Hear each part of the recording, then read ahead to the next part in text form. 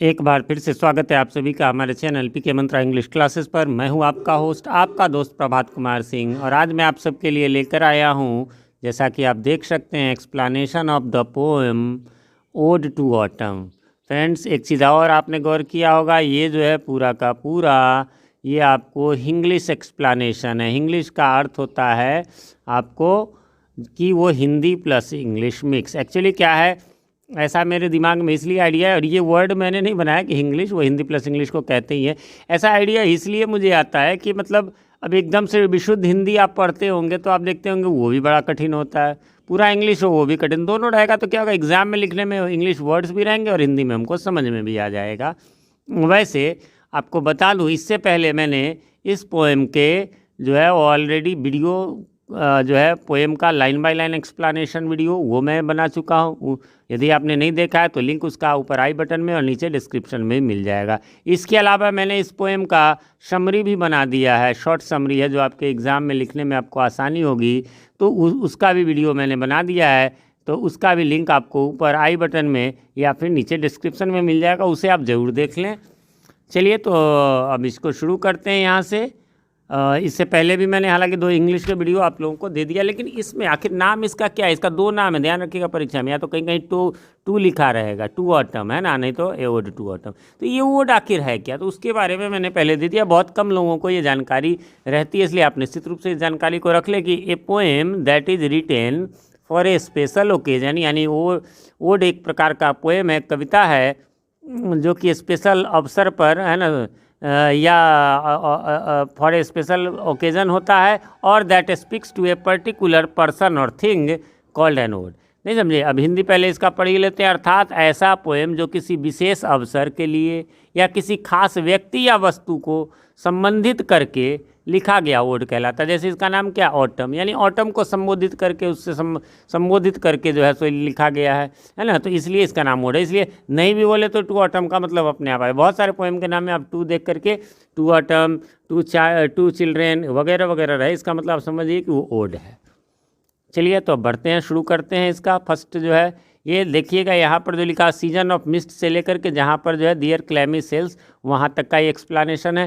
तो इस पोएम में पोएट इसके जो है, ये मैंने यहाँ पर नहीं लिखा है, आप सबको मालूम होगा, इसके पोएट हैं जॉन किट्स, है ना, तो जॉन किट्स इसके पोएट हैं। तो इस पोएम में पोएट ने यानी जॉन किट्स ने ऑटम अर्थात शरद ऋतु, यानी पतझड़ कह लीजिए, शरद का जो लास्ट होता है पतझड़, ऑटम मीन्स होता है, अच्छा ऑटमन नहीं पढ़ेंगे, ऑटम पढ़ेंगे, को संबोधित किया है। कवि ने इस मौसम को धुंध और प्रचुरता का मौसम, है ना, यानी नरम एवं सुहावना कहा है।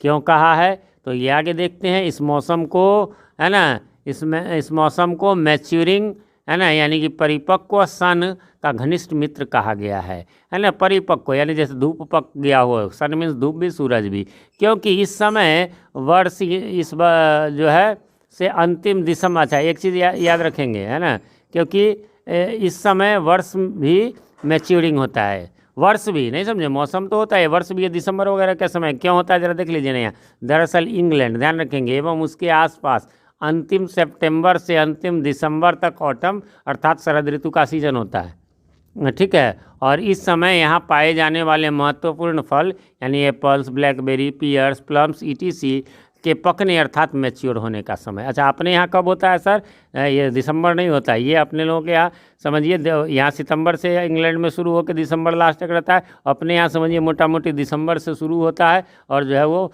फरवरी लास्ट तक में रहता है ना, पतझड़ उसी समय देखेंगे पतझड़ होता रहता है।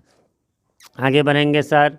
हाँ, इसमें कहा बस एक पॉइंट इसमें कहा कि और यह सीजन सन के साथ, यानी धूप के साथ कहिए या सूरज के साथ, क्या करके, तो कॉन्स्पिरेसी करके, यानी कि, है ना, या स्कीमिंग करके, है ना, प्रेरित करना, यहाँ पॉजिटिव अर्थ है, कॉन्स्पिरेसी माने साजिश होता है, लेकिन यहाँ पॉजिटिव अर्थ में है ना, करके छप्पड़ वाले छज्जे को, है ना, छप्पड़ वाले छज्जे तो थैच्ड रूप लिखा हुआ है, जो कि फ्रूट्स के वाइन्स यानी लता जैसे अंगूर वगैरह से परिपूर्ण होते हैं, उन्हें लोड कर देता है, अर्थात फलों का भार बढ़ा देता है, तथा ब्लेस यानी आशीर्वाद देते हैं, यानी फलों के भार का आशीर्वाद देते हैं, है ना, जैसे कहते हैं ना महिलाओं को उसमें देखे होंगे फिल्म वगैरह में कि दूधो नहाओ पूतो फलो, तो ये आशीर्वाद है ना, कि पुत्र हो दूध में नहाओ, मतलब अच्छा सुखी रहो। तो उसी प्रकार से कि इसको मतलब जो है आशीर्वाद देते हैं कि भाई ले तेरा लोड जो है वो छप्पड़ का भार बढ़ जाए, यानी फल फूल अच्छे से हो, है ना।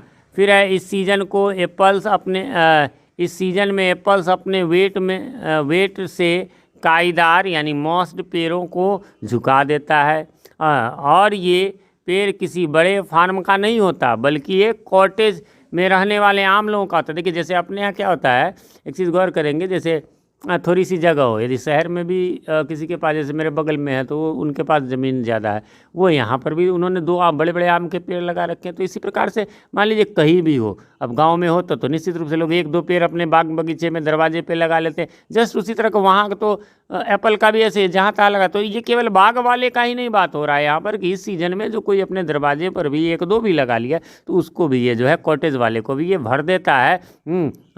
तो ये उन लोगों का इस मौसम में फल अंदर तक पूरी तरह से पक जाते, एकदम कोर तक पोएम में दिया हुआ है। इसी मौसम में गोट्स जो है कद्दू वर्गीय सब्जियां, जैसे कदीमा अपने यहाँ का कोम्हड़ा हो गया, सीताफल हो गया, है ना। मतलब ये तीनों एक ही का नाम है, याद रखेंगे। जिसको हम बिहार में कदीमा कहते हैं, कुछ लोग इसको कोम्हड़ा भी कहते हैं, और दिल्ली में इसी को सीताफल कहते हैं। तो ये सब जो है वो आपको गोड्स हैं, है ना, ये फूल जाते हैं इसी सीजन में या परिपक्व हो जाते हैं। इसी प्रकार हेजल यानी जिसको पहाड़ी बादाम कहते हैं वो मोटा हो जाता है, तथा उसके अंदर के बीज या अंदर का भाग यानी कर्नेल जो है वो स्वीट हो जाते हैं, ताकि नई कलियां खिल सके। और इससे भी अधिक यह कि यह मौसम मधुमक्खियों के लिए फूल भी प्रदान करते हैं।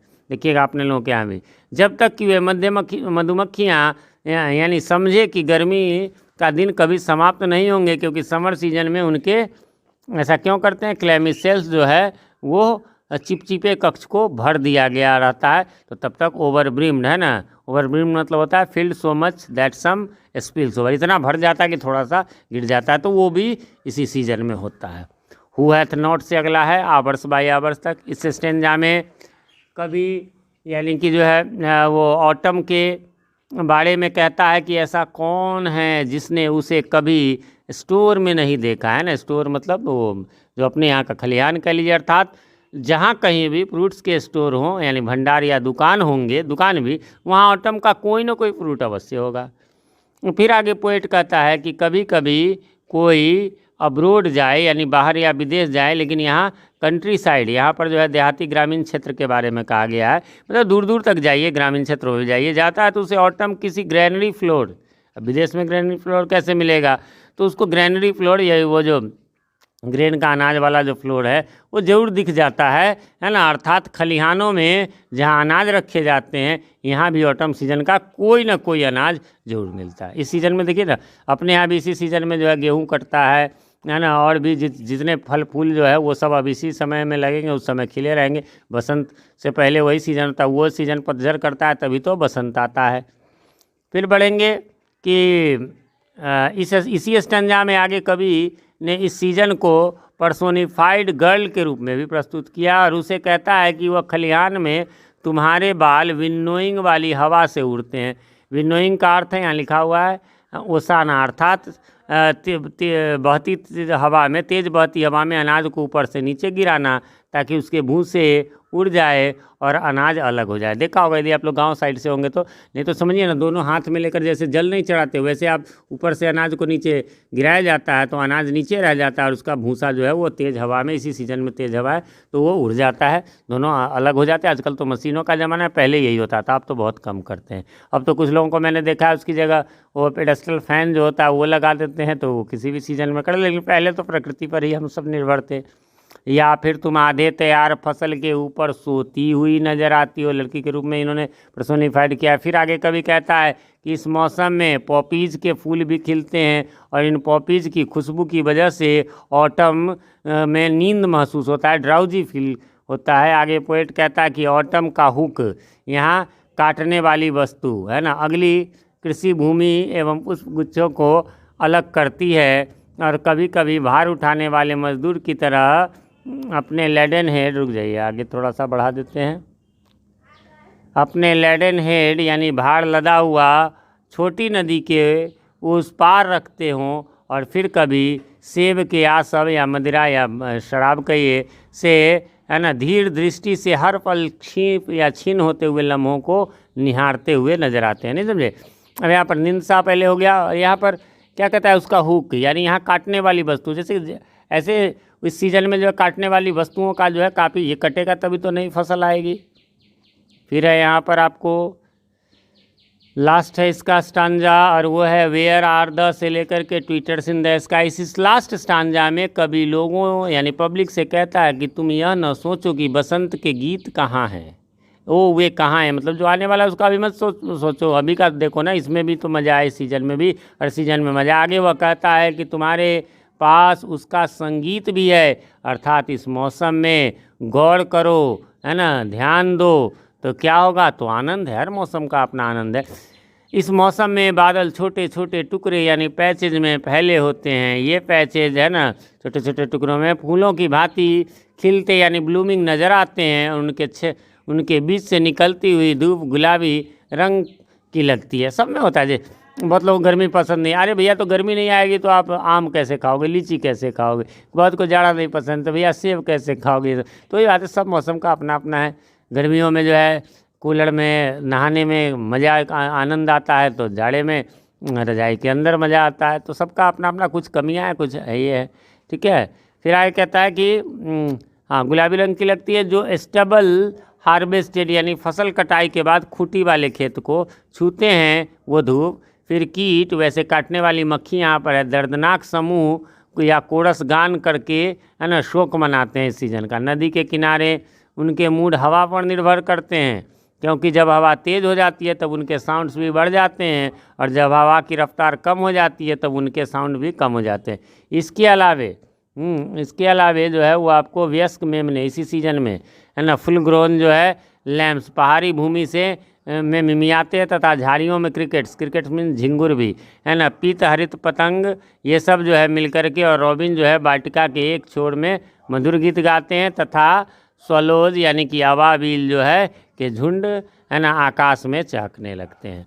तो हर सीजन का अपना आनंद है, इसी के बारे में यहाँ पर बताया गया। पर्टिकुलरली ये जो है सो आपको ऑटम के बारे में, अगला आपको नीचे दिख रहा होगा explanation of poem activity the mystery cat का अगला वीडियो में रहा है, तो उसको भी आप देख लेंगे। और चैनल पे नए हैं या चैनल को अभी तक सब्सक्राइब नहीं किया तो इसे सब्सक्राइब कर लें, क्योंकि हमारे चैनल पर आपको मिलता है बिहार बोर्ड के 11th और 12th, साथ में CBSE के क्लास 7, 8, 9, 10, 11 और 12 तथा गुलमोहर के पार्ट 6, 7 और 8 के बुक्स के कंप्लीट इंग्लिश बुक के कंप्लीट सॉल्यूशन।